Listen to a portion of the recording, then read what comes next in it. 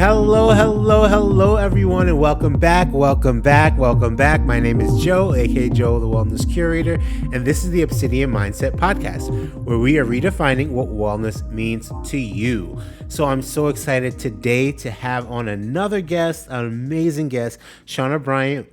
She is a breathwork meditation facilitator. She does Pilates and a GYROTONIC instructor, and the founder of Breath Liberation Society. She is dedicated to body and mind rejuvenation. With 15 years of experience, Sean assists her clients in cultivating their mind, body, and breath alignment. She revolutionizes her multiple practices by integrating her multiple expertise into enriching client-specific experiences.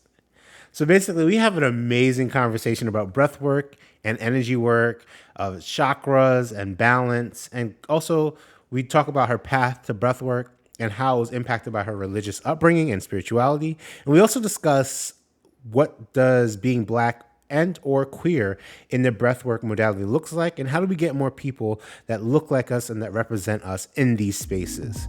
So check it out, stay tuned, take some notes, get some gems, and see you on the other side. All right, so thank you, Charlotte, for coming on to Obsidian Mindset and chatting with us. How are you doing today? I'm doing well. It's a good day. I love to hear it. Okay, so to jump off and just get right into it, can you please tell me a little bit about what you do and why? Yeah. Okay. So always a tricky question, and I guess I'm sure you're recognizing this now as like a new to DC person. As like there's a lot of like people bond, people like draw a connection in the question of like, what do you do? Mm-hmm. And I have a partner and a sister, and my partner's sisters, who siblings, who are all like very like lawyer and like very like easy to answer job titles, and mine isn't as much. I'm an entrepreneur.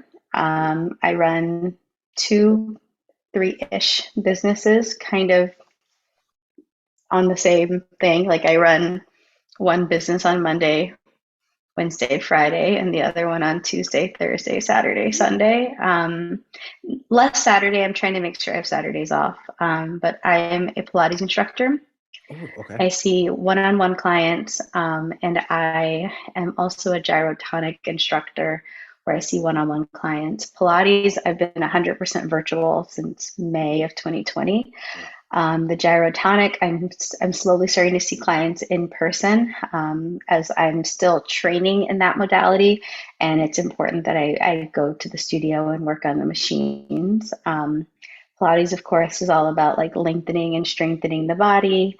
The gyrotonic method is more about moving in like spiral ways, about like moving the spine in ways that we don't generally move it, about opening the chest, about extending the limbs. I think as I'm coming up on my 40th birthday, I think I like appreciate the gyrotonic method more than I probably would have like 10 years ago.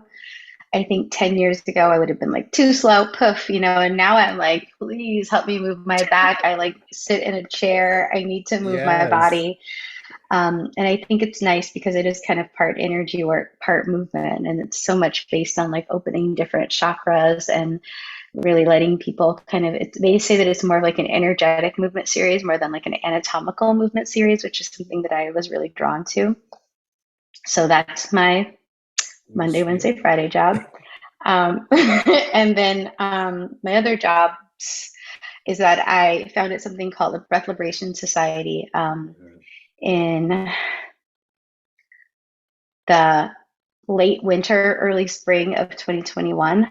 And it's an educational organization. We're working to uplift the voices of of people who are often ignored or intentionally excluded in wellness.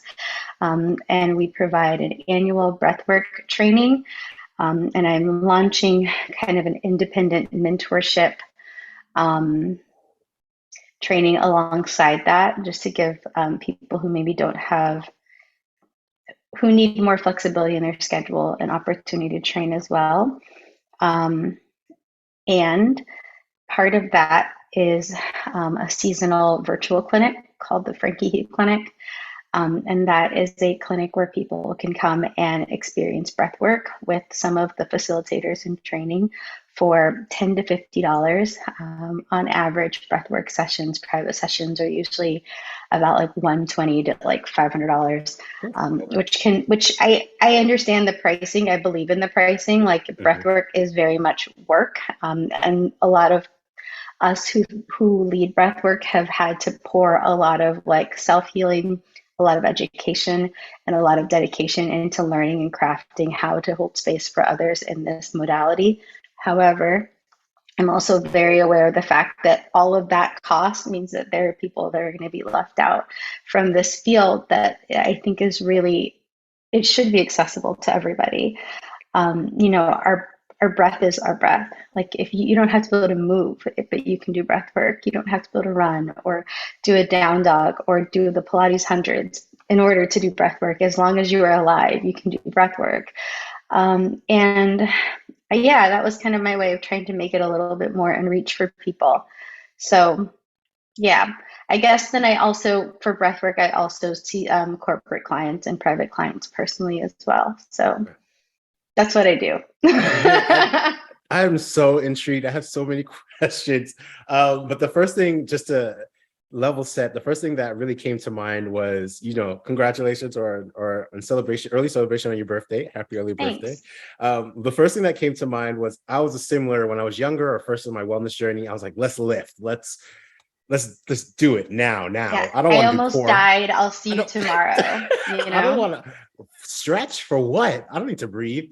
But now it's just like, I love yoga. I love learning to control my breath. And it actually helps everything else from the recovery to actually squatting deeper. So I definitely align with that.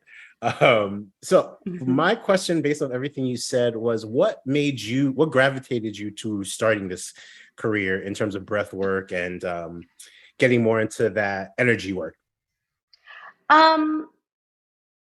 So I grew up very religious. I grew up in a very religious community where most things along the lines of like the metaphysical, the spiritual, um, ancestors and ghosts, crystals and tarot cards, all of those things were considered to be like a really like a slip and slide to hell. Like you just like jump on, you're gonna be there in no time flat. Like to the point where like we like I remember we were on like a class trip and there's like a tarot like reader sign, and we were all like, oh, and like had to like cross the street. We didn't like walk by it. Because like the sign itself could have like jumped out and grabbed us. Like it was really so. That said, even though I have been a Pilates instructor for like 16 years, and I loosely understood the breathing and how to connect it to someone's body, I was very hesitant to go near anything energetic for a really long time. And I really wanted to be like a fitness mogul. That was again, back to like the extremes of the 20s. Really, that was my life goal, to be a fitness mogul. I know that's right. And I was gonna build this like special machine and like have it be in studios and nationwide, then in homes, and like I had this whole empire plan in my brain.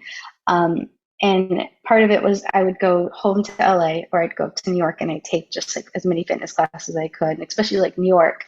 It was like no money. So I'm like, hop on the bus, take the bus to New York, get there, take like the 4 a.m. bus, get to New York at like, Wow. 7:30, 8 o'clock if we like, if traffic was on our side, and like do like a 9 o'clock class and 11, like a 3:30 and then like a 6, and then just like put myself back on the bus and come home because I couldn't like afford a hotel room.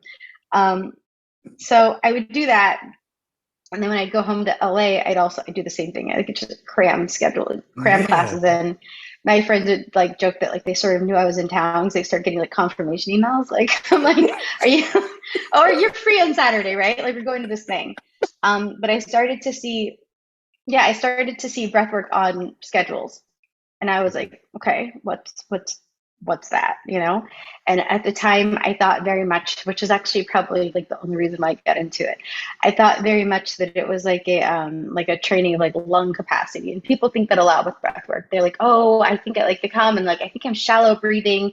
And I'm like, maybe, but you're alive, so you're getting enough air. You know, maybe you hold your breath when you're stressed out. Maybe you think you should be breathing deeper as more a form of embodiment, as a form of being more present, but like you're alive, you're talking to me right now. So like you're not shallow breathing, you know, you're breathing, you're all right. So that's what I thought it was. And I kept like trying to find, like I just could never make it out to, you know, LA is such like a punishing commute. And my parents live in Pasadena, and I wasn't going to drive like the, you know, 3 hours round trip to like West LA to go like the trendy breathwork class. And it's probably a good thing I didn't make it, because I think it probably would have like scared me a little bit. But yeah, so I just kind of got like a little obsessed with the idea, like what is breathwork? Like what is it? And I started like trying to find like YouTube videos and people, and I like found like a podcast of this woman, and it's interesting because like I didn't love the podcast at all, but before I was like I can't and like turned it off, she mentioned who she learned breathwork from, Mm. and I was like, Google, no problem. So yeah, so I went to breathwork training, which turned out not to be a lung capacity, you know, pulmonary specialist training. It was it was an energetic training, and then I just kind of kept learning from there. And I think, you know, as I started to kind of recognize more parts of my life and kind of explore some of my memories, like I can kind of see how I've maybe always been. I roll my eyes at even saying this, but like I think I've always probably been a little bit sensitive to energy, and I roll my eyes because I feel like people use that as like this like gaslighty, like, you know, I'm feeling your pain more than you are type of bullshit. Can I curse Yeah, on here? go for it. You know what I mean? They do that a Yeah, lot. It's like I'm going to use this as like a reason to like minimize what no, you're going yeah. through and try and like include my own crap in it, and I don't love that. Hmm. So that said, but I can think of memories and experiences where I'm like, oh, okay, that was definitely like me probably not having the strongest energetic boundaries. That was probably me Got like it. not, you know, not really being like, I think boundaries became a really big thing for me as I got a little bit more into this work. You know, so yeah, I don't know if I answered your question. Oh, you did. That was, that Okay. was good. So I think from there, let's just to level set, what is breath work and what are the benefits? Okay. Breathwork is, and this is my definition, and there's a lot of definitions, but essentially, breathwork is the use of intentional breathing to create a meditative, more embodied state. There are a lot of different styles of breath work. I think breath work's really having a moment right now. Mhm. There are lots of different styles. All of them are amazing. Some people learn, you know, more like bee breathing. I guess if you're listening, I'm touching my nostrils, or where you like close one nose, breathe in the other, close one nose, breathe in the Mhm. other. They learn that a lot in yoga. There's the connected breathing or circular breathing, which is if you've heard of like Wim Hof, not Wim Hof. It's so funny. I would draw a blank right now. I'm going to say the name in a second, unexpectedly. Give me a moment. But there's a lot of different styles of breathing that are out there. And really, what it's about is helping people be more in touch with themselves. Got it. Um, Being a breathwork facilitator, a breathwork coach, a breathwork clinician has to do with really just like holding the space for somebody to like kind of go on their own, to go and do their own healing. Like we don't hold like magic wands. Mhm. I'm always really clear with people that like I'm not going to do anything to like heal you. Mhm. But ultimately, it's just really giving people the space to explore, you know, who they are and who they want to be and what they're going through and what they want to go through, and to really get in touch with their bodies. Like I think I personally have a pretty busy brain, so I found meditation really hard in the beginning. Mhm. my brain would be like, let's make a laundry list.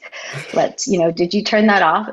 Where's the dog? Like, like I just, like Same. my brain is like really like a pretty fast paced place.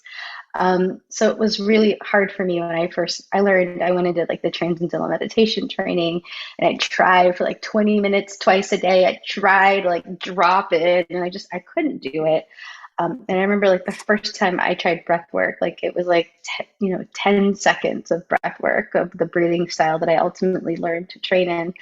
And it was just a completely different experience. It Mm. was like, just kind of giving your brain something to do, just a little activity, and letting there be room then for your body to feel, for you, to kind of open or close or engage in whatever kind of like the breath has in store for you that day. I love that. All right. So based off your experience, you've been in the game for a little bit. Is there, so there's a two-part question. Are there a lot of instructors or coaches that are Black or people of color? And are the people that are taking these classes, do you notice, have you seen more people of color or Black people, or is there not that many at the moment? All right. So I have a bit of an opinion on this. Okay. I have a lot of opinions, but what I'm Let's what hear I'm it. recognizing is that like I think originally, like I feel like breath work, meditation, Mm, enlightenment in general required you to have finances and free time. mm, So if you think about, our ancestry from 50 years ago, they didn't have finances, they didn't have free time, mhm, right? Like women didn't have finances, they didn't have free time. Like, mm. you know, Facts. Right. right. So, when you look at a lot of the like, so I want to say that breathwork is an ancient practice, we know that we have like hints and little like breadcrumbs that civilizations from across the globe had ways and ceremonies and deities around breath, around air, around breathing. So when I talk about people who kind of brought breathwork to more mainstream, I do want to at least point out that it is an ancient practice. Got And I it. even want to point out the fact that the people who brought it to be more mainstream were the people who were listened to.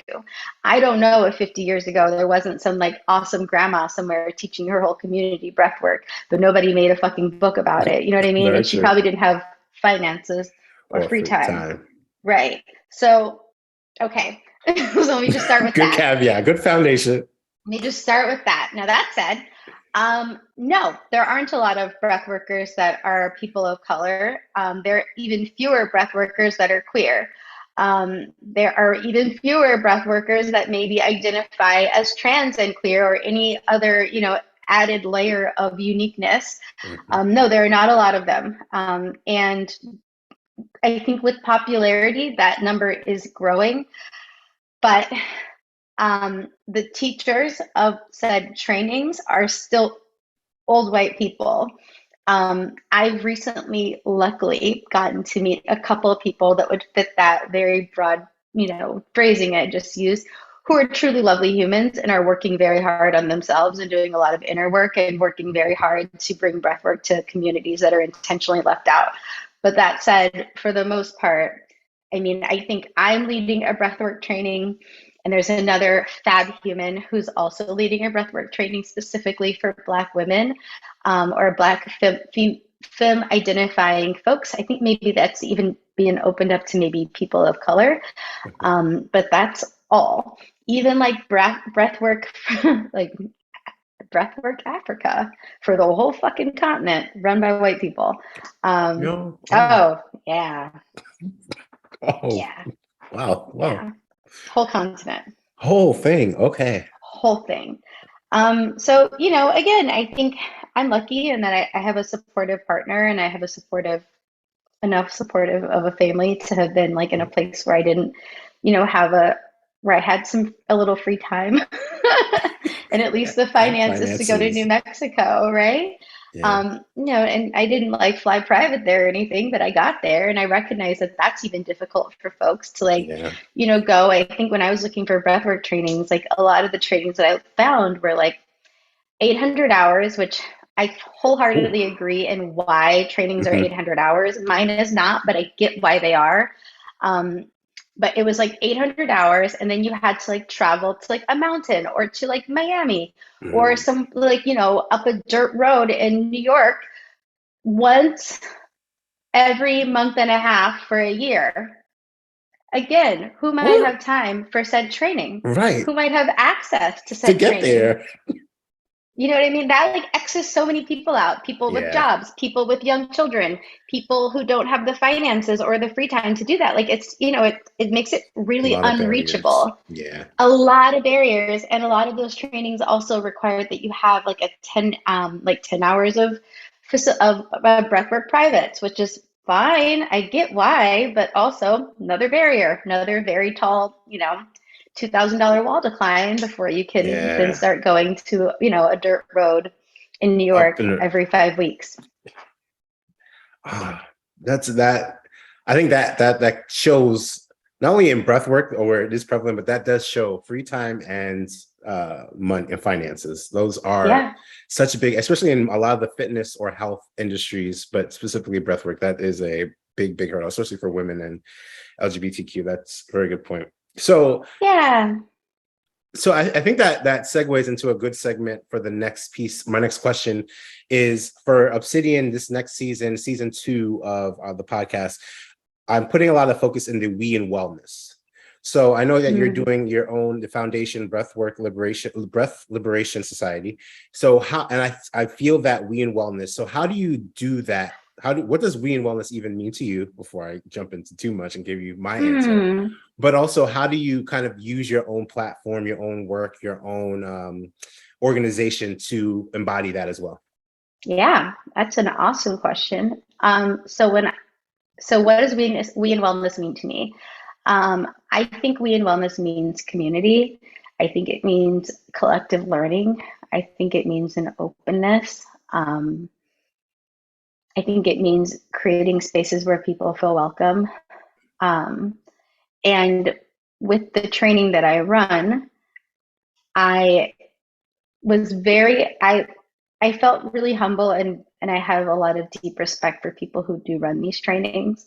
And I recognized that my experience and knowledge would only get people so far. Um, so I invited, and I think the number is at like 24 other breath workers, Ooh. um, healers, sound meditation people, yogis, to sit down and do interviews as a part of the course. So they all have completely all sat and we did interviews together, and then they all submitted outside lectures.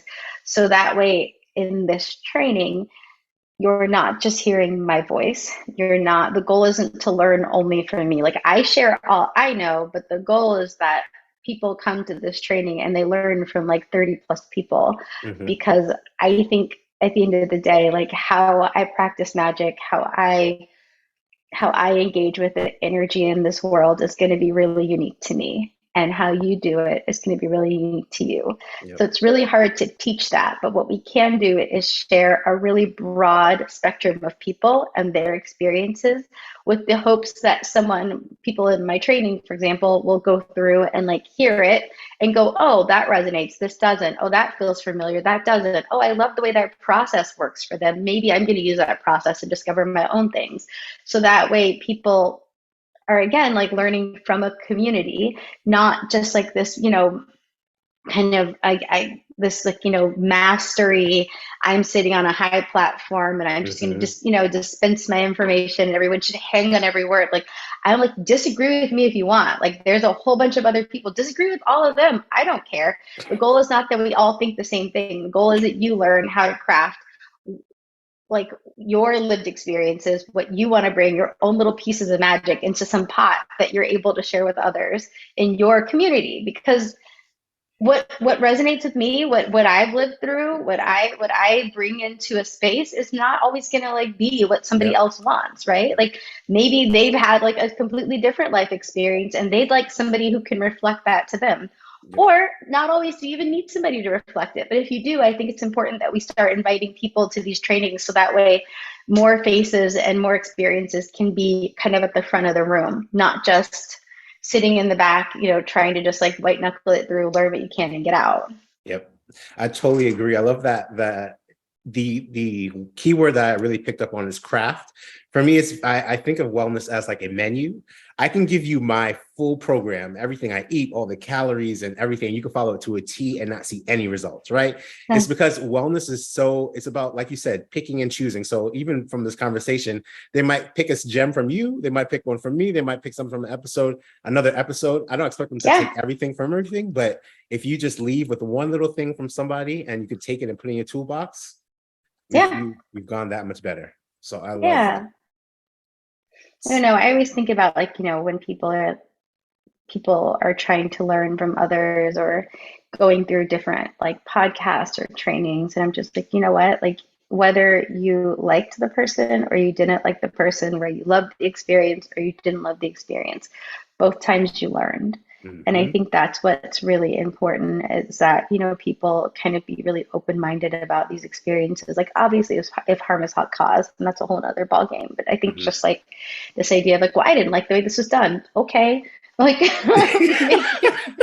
all right. I joke with that a bunch. I have a friend who has a podcast and someone was like complaining, like, oh, there's a pitch in your voice that like hurts my ears. I'm like, turn the fucking podcast off. Like, Wow. you're not required to listen to this. You know what I Right. mean? Not even Like, the turn it off. content, the Like, you're voice. not being like held down and like forced with earphones. Like, there's so Right. many things in this world that are optional. Like, turn it off. Don't fucking Choices. listen. Right. Yes. Like, I'm not, you're not, none of us are here giving like, the special like seeds of life, and we're not curing cancer. We're Yeah. just like sharing our things here. It's like, if you don't like it, turn it off. Yeah. The pitch and the voice, that's kind of rude, but people, yeah, I agree. Okay, so with that, I think my next question would be, and so we have this conversation of, how do we, and kind of piggybacks off of We in Wellness, how do you think we make wellness more accessible to our community? So we're talking about Black people or people of color. How do you think that conversation gets started? Because it is a Um, tricky topic. it is. And I think I'm going to speak for myself only. Mhm, And that I know I had a really hard time with wellness just because of my upbringing, trying mhm, to decide whether or not, like, if it was like devil or not, and mhm, just having to kind of unpack that. And I think one of the ways we can make things accessible to Black folk, to queer folk, is to like recognize that they're going to have some stuff to unpack. yes. And it's going to be pretty individual. And I think just kind of naming that and giving people space to do it, and maybe some like in an environment where like their unpacking is allowed, right? Where they're like, where their unpacking is welcome. I think that's really important. And I think it's also important to have, to have some Black folks in the front of the room, to have some queer people in the front of the room. Like, you can walk into a space that has like every flag up and is like all are welcome. But if you walk into a room and you're like, only white people are on the front stage, only white people are working there, and you were truly looking for acceptance around race that day, then that's not it's not going to give it to you, right? Yep.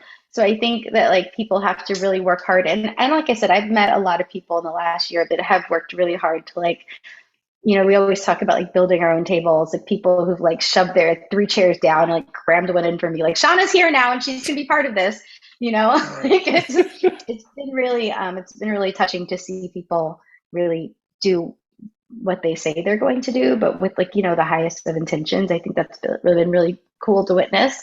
Mhm. But yeah, I think we have to make things affordable, which is something that I definitely struggle with. Like, the training that I built from the ground was expensive to build, it's expensive to run. So even, I definitely struggle with trying to find ways to make my course more affordable for people. Um, again, I think it's, and also it's, I think that's a location thing too. Mhm. Um, you know, like, you can, once again, if you have a meeting on a mountaintop and you're like, I'm going to give free classes to Black, queer people, people of color. How How? How? Like, accessible? that's so noble, but how? Like, in Yeah. cities, Like we're both in the DC area. It's like Hmm. you can't put things in far-flung, very, very affluent, only Hmm. not always that friendly to minorities neighborhoods and be like, "You're welcome." Like that's not, Come on, you everyone. know, yeah, that's not it either. You have to, I think location matters. And I think, yeah, so I guess, sorry, that was a little rambly. No, Put no. put put people of diverse anything in the front of the room. Hmm. I think find ways to make things affordable, even if it's like fundraisers where people can donate. Like I have like a pay it forward option on my breathwork groups where people can pay more if they can afford Mm. more, and I credit I credit that money towards people who want to people who need scholarships for the class. There's creative ways to do it. I think it's hard as Black people. It's hard as a Black woman. Speaking for myself, um, when people want more from you than you're able to give, and they want it from you because you're a Black woman. They're like, give us all your things for free, and you should want to do that. And it's really complicated out there, in terms Yeah. of trying to create spaces and also trying to pay my bills. Um, Hello. but I think yeah, yeah. That's what I'll Inflation's say. real. No, that yeah. It's a balancing Yeah. act. It is. It's a tough one, and it doesn't mean we shouldn't try it.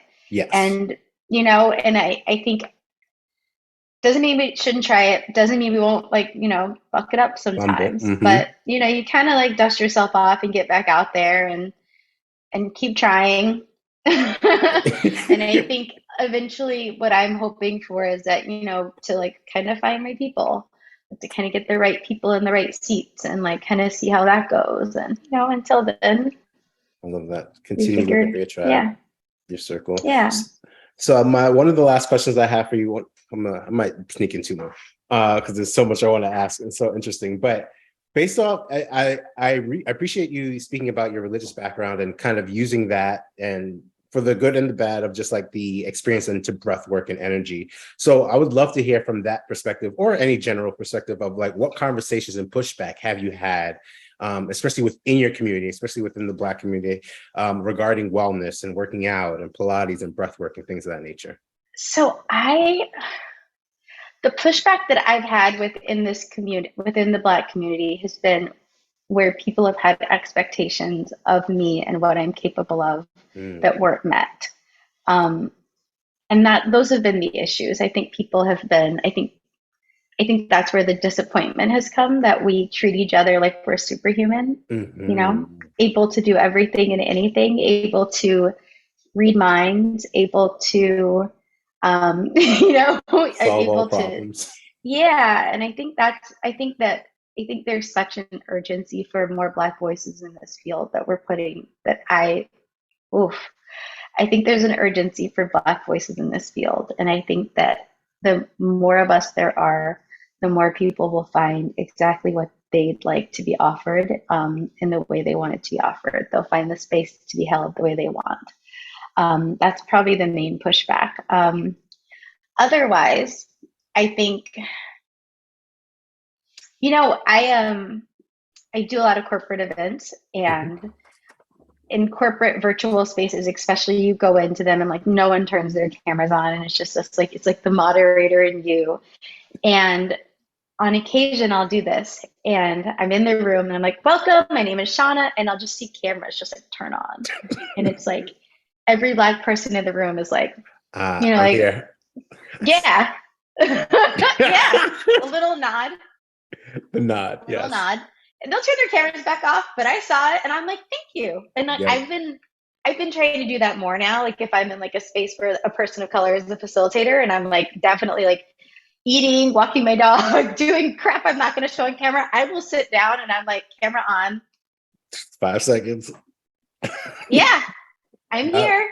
I love I'm with that. you. I am holding this space with you. Like just, I think that's been really nice. It's like, I don't know who started it, but it's been like across organizations. Like there's like a little, which I think is super cool.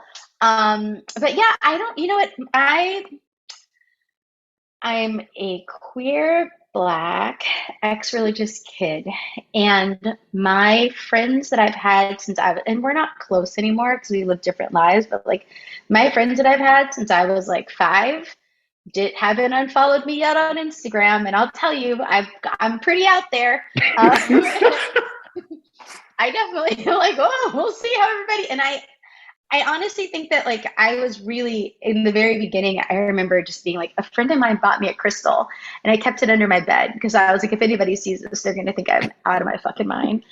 Um, so from that like 7 years ago to now, I'm like, this is, Go forth. yeah, I haven't got a lot of I've actually gotten more pleasant surprises, I think, than pushback. Okay. Like people, I think, who I would have never guessed if I had to guess, people who I would have never expected to want to talk to me about energy work, to want to talk to me about meditation, to want to mention a post that I wrote like 2 weeks ago. And I'm not on Instagram as much right now, but like, they're like, oh, by the way, I saw that you were talking about this. So if I wanted to work on my heart chakra, and I'm like mind blown, like what? Come on, chakra. Like these are people who, like, again, I wouldn't have guessed it. And I think that that's something that maybe I've definitely been guilty of, but something that we should all be a little bit more mindful of is that like people will surprise you. And I think that like with Mm, our world being what it is, like I think a lot of people are really open to trying different things and experiencing different things and finding more ways to be present in their bodies because their traditional way, and they're not like, I mean, like look at my cousin Kathleen, how we know each other. mhm. Kathleen's like super into energy, makes it to church on Sundays. Like there are people that are doing both well. Yes, yes. So I think it's this idea of either or. Maybe that was a little bit limiting for me, and the idea that there are people that are going to do both. I don't make it to church on the weekends, but like I am not going to judge people who do. Like I think that needing some sort of like North Star right now is where we're at, and Hmm. what if it's a crystal or, a cross, like I'm not going to judge that. Like, whatever's Whatever you getting you out of need, bed in the morning. Yeah. whatever you need. That is, I love the aspect of expectations. Not only your expectation of them, but their expectation of you. Sometimes we cross. Mm-hmm. Um, we're not aligned because we have this expectation of them or they have this expectation of us that's not met. But if you let go of that expectation, that's where the juices happen. That's where the gems start to drop and stuff like that. So I appreciate that little gem as well. Um, before I ask, because I love to ask about like books and podcasts and resources that you would suggest. But before I ask that, I would love to know, for anyone listening and they want to get into breath work, what would that look like or feel like? So I don't necessarily want you to do a demo now, but what is there like a feel like what I know that's probably individual Yeah. too. So there's a bunch of different styles of breath work. Yeah. A really easy one to do for people who are maybe just newer to breath work, it's Hmm. super simple. You can just like take big breaths into your nose and focus on that breath going into your nose, and then have an exhale. Imagine that it's making a circle. So it goes out into the universe to be renewed. You breathe that same air back in and out. And that's the easiest, I think, form of breath work. Um, I have a bunch of meditations on Instagram, believe it or not, that you can always go in there. I keep them pretty short on Instagram, like Okay. 8 minutes.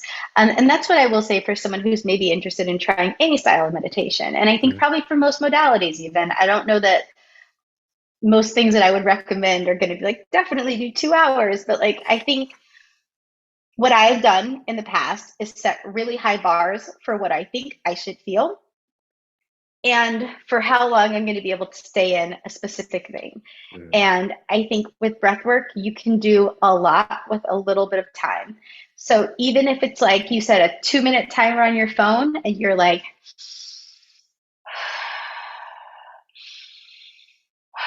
for 2 minutes, that's enough. Like, I think start small and then build as your capacity builds. And your capacity could be like your ability to stay focused, your ability to stay in it, your ability to like not feel like you're in danger or to feel really overly, upset. Like you kind of have to Mhm. gauge those things. And that can change on person to person, on day to day. If it's the morning or the evening, that can all shift for all of us. So it's just, I think, taking it really slow and going and moving in slowly. And there are a couple other people.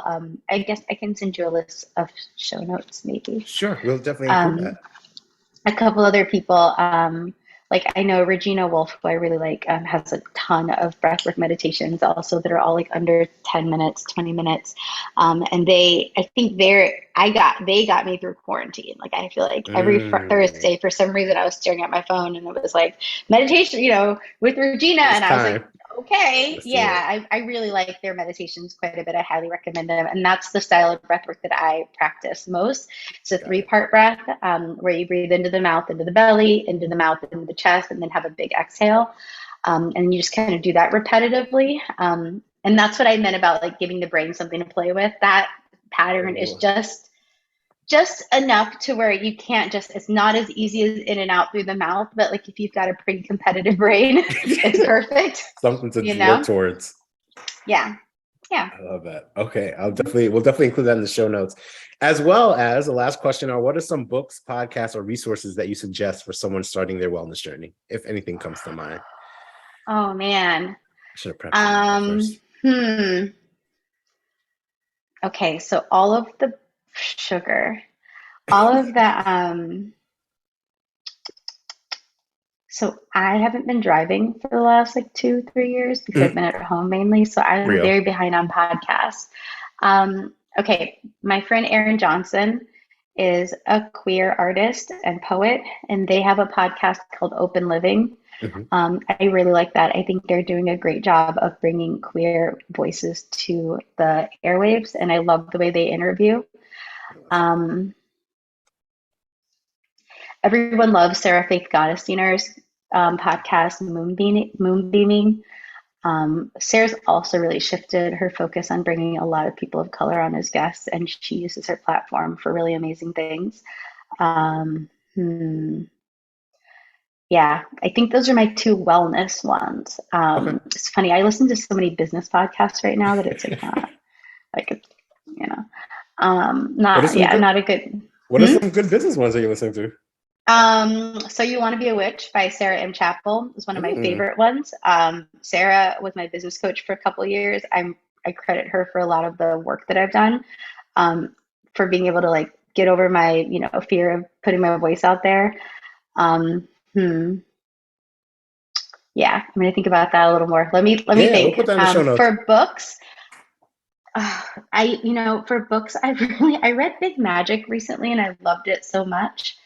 Um, There's a book by Tosha Silver called It's Not Your Money that I reread a bunch. Um, I loved Shonda Rhimes' A Year of Yes. I've heard a Loved lot about it. that. And I haven't watched a single Shonda Rhimes show. I haven't.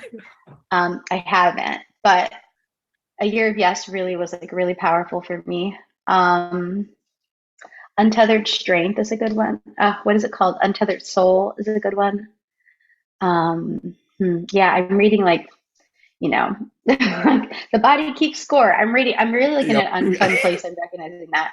I'm literally like business podcasts and like books on trauma is where I'm Balance, at. balance. Oh, but do you know what? I'm sorry. I should have started with this. If you want to learn about building your own personal breathwork practice, the textbook that I use Go. for my breathwork training is a book by Jennifer Patterson, and it's called The Power of Breathwork. And it's phenomenal. It has like 20 different, sorry, I'm like fucking with a pen. I need to stop. I'm sure it's going to pick up on the camera.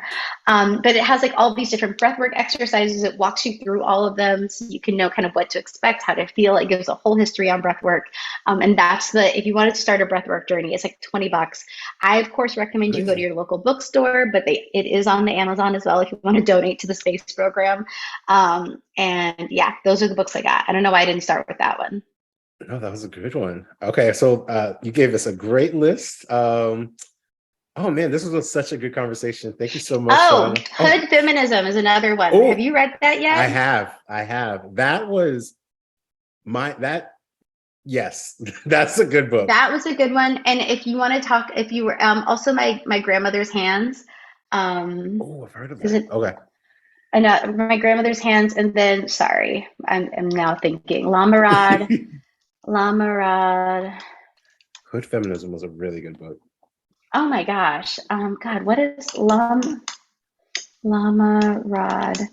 Owens. Lamrod Owens is another person that writes a lot of really cool books about like meditation, but also about like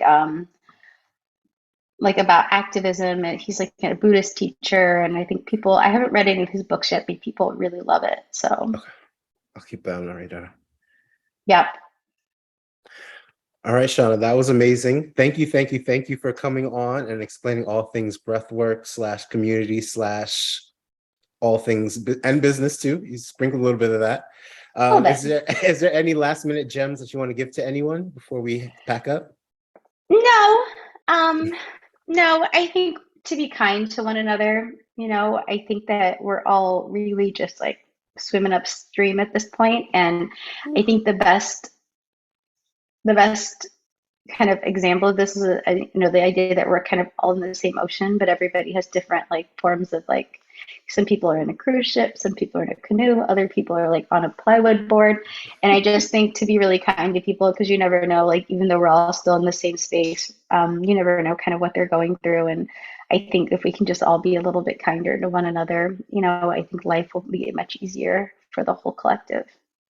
Ashe, thank you so much. Thank you again for showing up and showing out on this episode. And for everyone listening, thank you for listening. And I'll leave everything in the show notes so you can get more information on Chauna.